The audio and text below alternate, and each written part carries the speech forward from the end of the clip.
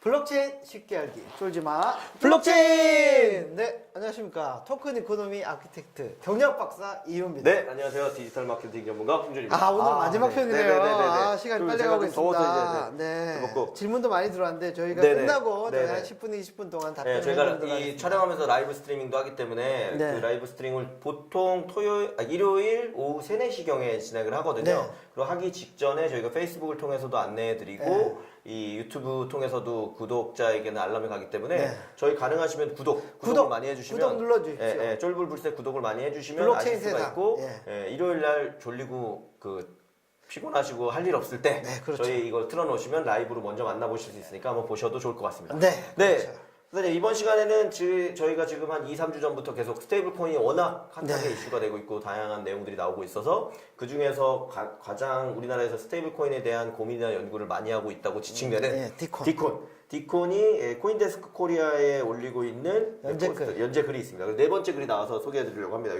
코인데스크 코리아에 나와 있고요. 네 번째는 암호자산 담보 스테이블 코인. 스테이블 코인에 의해 암호자산 담보 스테이블 코인. 이 참 제목부터 어려워요. 아시겠죠? 어렵기도 하고 사실 박사님 말씀대로 이게 좀 어떻게 보면 부정적일 수도 있어요. 그러니까 왜냐면 스테이블 코인이 안정화된 가격의 그렇죠. 변동성이 없는 네, 이 코인인데 말이 되게 암호 자산 자체가 그렇죠. 아니, 보세요. 변동성이 너무너무 스테이블 큰데. 코인은 안전성이 있다는 얘기고 네. 담보는 보통 안전적인 걸 잡는다는 그러니까, 얘기예요. 근데 부동산도 그거의 아니고 주체가 암호 아무데나 자산이에요. 그래서 이 변동성을 막아낼 수 있느냐. 그래서 그게 네. 다시 스테이블 코인 돼야 되는 약간 어떻게 보면 키워드 자체에도 아이러니가 좀 그렇죠. 포함되어 있는 이런 부분이라고 보실 수 있을 것 같고요.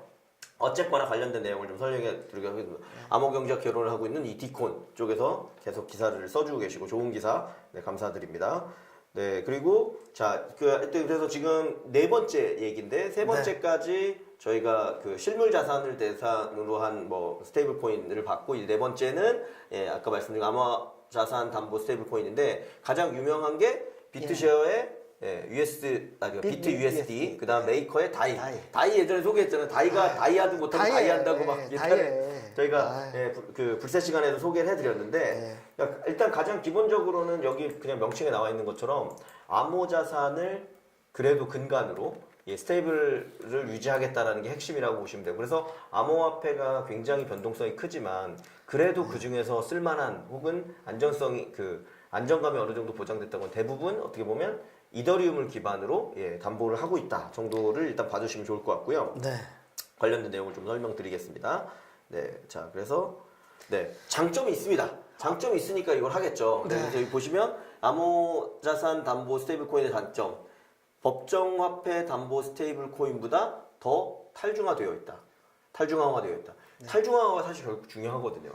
그러니까 아까 저희가 스테이블 코인 자체로 놓고 보면 저는 탈중화보다는 중화가 좀 낫지 않을까 싶어요. 그쵸. 왜냐면 스테이블라이징 자체가 네. 더 중요한 이슈거든요. 네. 중화가 탈중화가 중요한 게 아닌 것 같아요. 그러니까 이거는 입장마다 차이가 있을 것 같아요. 저 입장에서는. 이 박사님 입장 그리고 저는 사실 탈중화라는 가치를 유지하는 게 되게 중요하다고 생각하는데 그러기 위해서는 이 부분이 좀 더 탈중화가 되어 있다라는 얘기를 하는 거고 왜 탈중화가 되어 있냐면 우리 사실 불새 시간에도 또 소개해드렸지만 우리 윙클버스 형제가 만들었다는 제미니 USD, GUSD 이런 거 같은 경우도 결국 거의 신탁의 개념을 빌려서 중화가 되는 완전 중화의 끝으로 간 거거든요. 끝으로 대신 규제 다 받고 대신 스테이블이란 그 말을 유지시켜 주겠다 그렇죠. 우리가. 레귤레이티드 스테이블 코인. 그렇죠. 거기에 방점을 두는 거예요. 그래서 이제 레귤레이티드가 된 거잖아요. 그렇죠. 미국 정부에서 인정을 한 인정받은. 이제 그런 방식으로 가는 게 있고 여기서는 이제 아까 말씀드린 것처럼 우리가 암호화 자산을 기반으로 이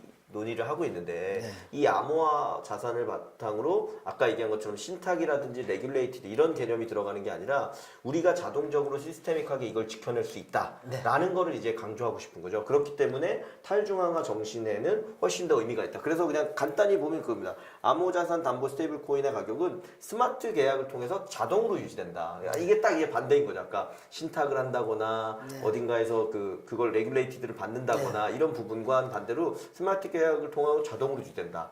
라는 장점이 일단 그러니까 있다. 탈중앙화와 스마트 계약, 네. 좀 더 블록체인의 네. 정신에 네. 가까운. 맞습니다. 물론 이제 단점도 뒤에 이제 말씀드릴 겁니다. 그래서 여기 자유시장 그 거래뿐만 아니라 프로토콜을 통해 가격 안정화를 유도한다. 아까 말씀드린 것처럼 결론적으로는 누군가의 인위적인 손을 거치지 않고 네. 이 스마트 계약을 통해서 자동적으로 유지되도록 하는 거예요. 그리고 그 기반을 계속 암호화폐에 두고 있기 때문에 암호화폐가 전반적으로 꿈꾸는 탈중앙화에 대해서는 어느 정도 가치를 좀 가지고 있다라는 부분입니다. 네. 다만 우리가 이 앞에도 설명했죠. 여기 삼위일체 불가능. 이게 말씀드린 것처럼 그 자본은 자유롭게 이동을 해야 되는데 네. 어딘가는 고정환율 제도를 유지하거든요. 또 네. 어딘가는 독자적인 통화 정책을 유지하고. 근데 이 세 가지가 다 되게 어렵다. 그래서 그때 말씀드린 것처럼 네. 미국과 중국은 다른 방식을 쓰고 있거든요. 그렇죠. 그리고 그게 누가 맞다라고 하기보다 다만 이 중앙화된 방식으로 인위적인 내용들이 들어갈 수밖에 없다라는 어떻게 보면 금융이 가지고 있는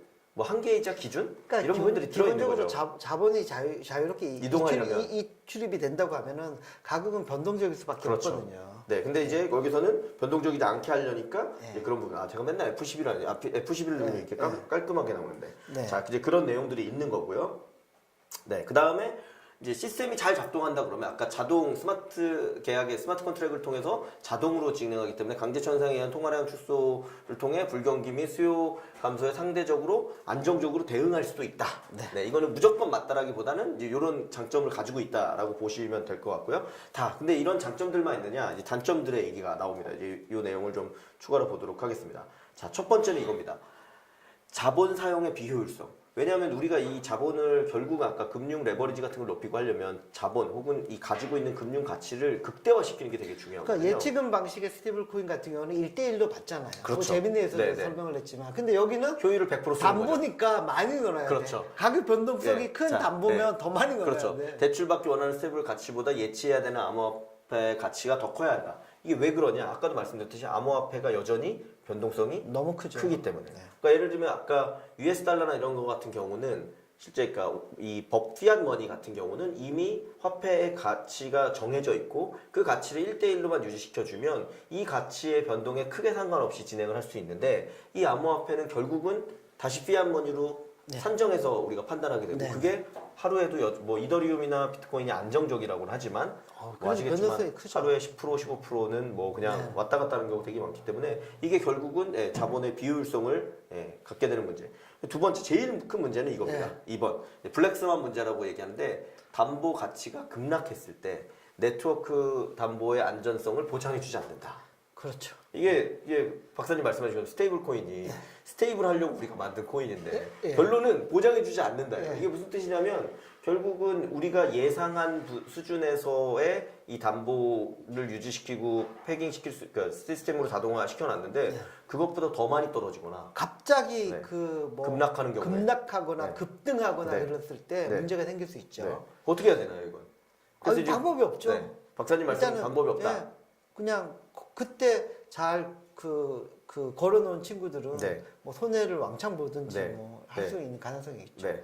네, 그렇기 때문에 말씀하신 것처럼 사용자 입장에서 유지 비용이 크다. 크죠. 그러니까 1대1이 아니라 그 이상을 해놔야 되고 그 다음에 강제 청산이 되거나 급락하는 사태에 늘 또 예의주시해야 되고 대비해야 되는 부분들의 리스크가 굉장히 큰 거죠. 예, 그리고 사실은 이더리움 기반의 다이 같은 경우는 뭐 크립토 키티 몇 개 나와가지고 네. 돌아가면은 네, 네, 네. 만약에 청산하는데 네. 시간 걸리고 네. 그러면 금전적인 손실까지 볼 수 있거든요. 네. 네트워크 지연에 따른. 네, 네, 네.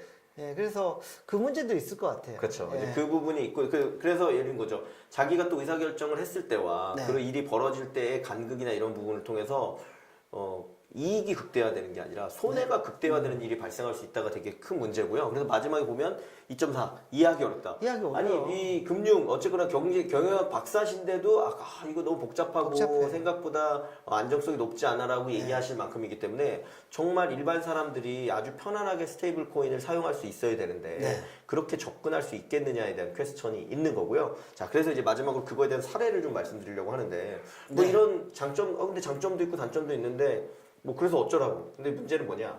단점에 해당하는 일이 실제로 발생한 경우들이 있다는 게 문제인 그렇죠, 거죠. 그렇죠. 네, 그래서 소위 말하는 이제 강제청산에 대한 이슈인 건데 여기 보시는 것처럼 이제 케이스를 여기 설명드리는데 메이커의 스마트 컨트랙을 통한 관제 청산이 CDP 샵 614 번호라고 해서 있었던 일이 있습니다. 그 관련된 링크도 이제 나와 있는데 여기 보시면 지난 3월 18일에 메이커에서 유지되던 가장 큰 부채 담보부 포지션 이 부분이 담보 대 대출 비율이 강제 청산되는 비율에 도달했습니다. 한번 보시죠.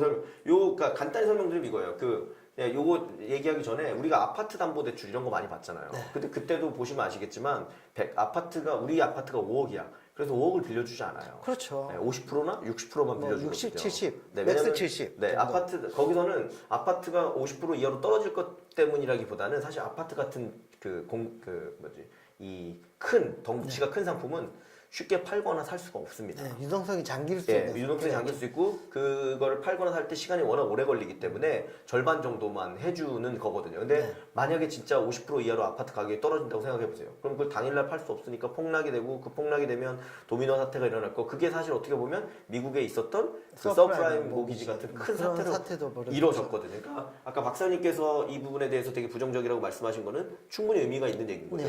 이더 가격이 떨어지면 강제 청산 여기 보시면 이제 청산 물량이 실제 나왔던 걸 보는 거예요. 물량이 나올 거고 물량이 나오면 이더 가격이 또 떨어지고 또 떨어지게 되면 사줄 사람이 없으니까 또 그 이 폭락을 불러서 결국 도미노로 다 같이 망하는 상황이 발생할 수 있다가 핵심인 거죠. 이더 가격이 이렇게 출렁거리니까 그때 청산이 어떻게 일어났죠? 여기 보시면 3월 18일에 갑자기 12%가 하락하는 일이 발생한 거죠. 그래서 이더리움이 그 청산이 이루어졌고 이 청산이 이루어질 때 이제 여기 보면 이제 부채 경매라고 있기 때문에 아까 말씀하신 것처럼 낮아졌는데 청산을 해야 되잖아요. 그러면 사실 이 가격에라도 팔아야 되는데 빨리 팔아야 되기 때문에 아까 자동 매매를 통해서 더 낮은 가격으로 하게 되는 거죠. 그게 결국 이제 악순환을 일으키게 되는 핵심이라고 보시면 될 것 같아요. 그래서 물론 이제 그때는 이제 내려갔다가 처리가 되긴 했지만 그 다음에 이제 이더가 감소해서 전체 통화량이 줄어드는 문제가 발생을 하는 거죠. 그래서 결국 이때 이제 지급되고 여기 보면 최종적으로는 뭐 수수료의 지급이나 이거를 대출대 반환 이후 남은 거지만 그 보유자에게 돌아갔습니다. 그래서 결국은 아까 그 대출자들이 담보했던 부분에서 552만 달러 중에서 98만 달러지만 보유자에게 돌아갔다. 그렇죠. 그러니까 엄청난 손실이 생긴 거죠. 그렇죠. 그래서 원래 비율이 떨어진 것보다도 더 큰 손실을 감수해야 되는 이슈가 발생하는 거고요. 이런 일이 발생하게 되는 게 이제 전체적인 문제인 거고 그 청산에 대해서 실제 근데 이 문제는 이런 문제가 아까 말씀드린 것처럼 거의 안 일어나거나 뭐 확률적으로 뭐 0.1% 미만이다 이러면 의미가 있지만 아직까지는 암호화폐 생태계가 워낙 변동폭이 크기 때문에 이런 일들이 일어날 수 있고 그렇다라고 하면 이게 과연 스테이블 코인으로서의 가치가 있느냐 여기 이제 최종적으로 정리된 게 있네요. 여기 보면 최종적으로 보면 약 15%의 손해가 발생한 걸로 나오는데요. 실질적으로 이 페널티에서 여기서 원래 지급돼야 되는 거는 13%고 아까 위에서 말씀드린 것처럼 실제 떨어진 거는 12%거든요. 12% 대비해서 더 큰 손실이 발생하는 거고 사실 스테이블 코인의 핵심은 그리 많이 오르지 않고 그리 많이 떨어지지 않고 그냥 스테이블 그 0.1%만 사실 손해보거나 이득 봐도 되게 큰 일이거든요.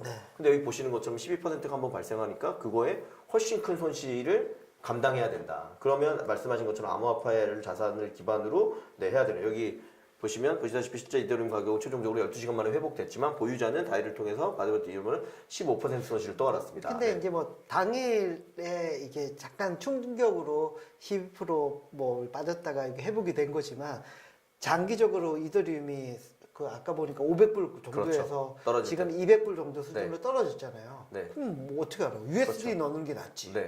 그렇죠. 결국은 다 손실이거든요. 그런 부분 투자 손실까지 추가로 발생할 수 있다는 거죠. 말씀하신 것처럼 점진적 하락에 대해서 문제 제가 말씀드리고 싶은 핵심은 이 단기 하락에 대해서 12%의 하락이 발생해 12%까지 손실을 떠안는 건 그나마 말이 되는데 아까 말씀드린 것처럼 더 손실을 떠안게 된다는 거죠. 이제 그런 부분이 스테이블 코인에서는 정말 작은 이익이나 손해에도 민감한데 이렇게 큰 손해를 봐야 되는 게 그럼 도대체 암호화폐 자산을 담보하는 게 말이 되냐? 라는 이슈까지도 연결된다인 거고 그래서 사실 지금까지도 어떻게 보면 이 비트쉐어나 메이커 같은 게 말씀하신 것처럼 사기라고 주장하는 분들도 사기까지는 아닌데 꽤 많이 있는 것 같습니다. 제 의견이라는 뜻이 아니라 꽤 많이 있는 것 같습니다. 그래서 그거에 대해서 일목요연하게 정리된 내용까지 있으니까 이 내용을 한번 살펴보시면 좋을 것 같습니다.